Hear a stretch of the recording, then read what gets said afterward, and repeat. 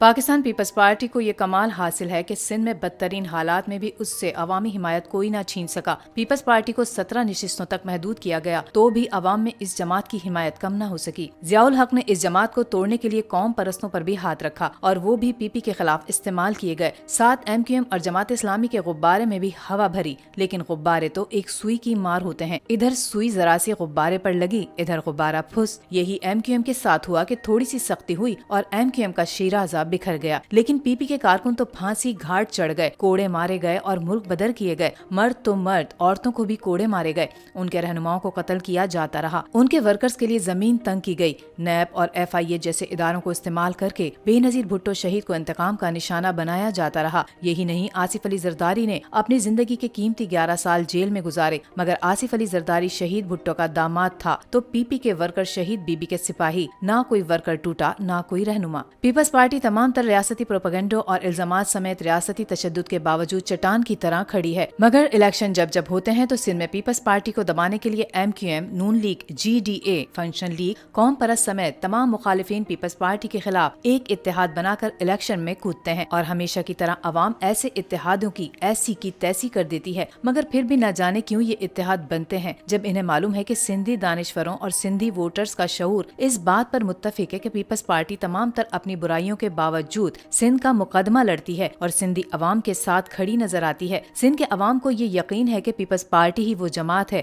جو ان کے حقوق کا تحفظ کر سکتی ہے۔ انہیں پیپلز پارٹی سے شکوے بھی ہیں، مگر وہ یہ سمجھتے ہیں کہ پیپلز پارٹی اپنی تمام تر برائیوں کے باوجود باقی جماعتوں سے بہتر ہے۔ یہی وجہ ہے کہ پیپلز پارٹی کے خلاف تمام اتحاد شکست کھاتے نظر آتے ہیں۔ حال ہی میں پیپلز پارٹی کو جیسے ہی معلوم ہوا کہ ایک بار پھر سندھ میں اس کے خلاف سازش کی جا رہی ہے اور پیپلز پارٹی مخالف بلاک کھڑا کیا جا رہا ہے، تو بلاول بھٹو زرداری نے فوری طور پر عوامی رائے اور عوامی مہم کا آغاز کر دیا۔ وہ کراچی سے پنجاب براستہ جہاز نہیں بلکہ سندھ کے مختلف شہروں سے ہوتے ہوئے پہنچے، جہاں سندھ کے ہر شہر میں ہزاروں کی تعداد میں لوگوں نے ان کا استقبال کیا۔ ہر شہر میں خواتین اور بچے ان کی ایک جھلک دیکھنے کو بے تاب تھے، اور پھر آصفہ بھٹو زرداری بھی اس قافلے میں شریک ہو گئیں، جس سے سندھ کے شہریوں کا ایک بار پھر شہید بی بی کی جھلک دیکھنے کو موقع ملا۔ پی پی نے بغیر اعلان کیے یہ دورے شروع کیے۔ ان کے نتائج اس وقت پی پی مخالفین کو پریشان کیے ہوئے ہیں، کیونکہ سندھ کے شہروں میں آصف اور بلاول کی جگہ جگہ موجودگی نے عوامی حمایت میں مزید اضافہ کیا ہے۔ بلاول بھٹو زرداری کے اس دورے کے بعد پی پی مخالف بلاک کے مقامی رہنما جو ہمیشہ پیپلز پارٹی مخالف رہے ہیں،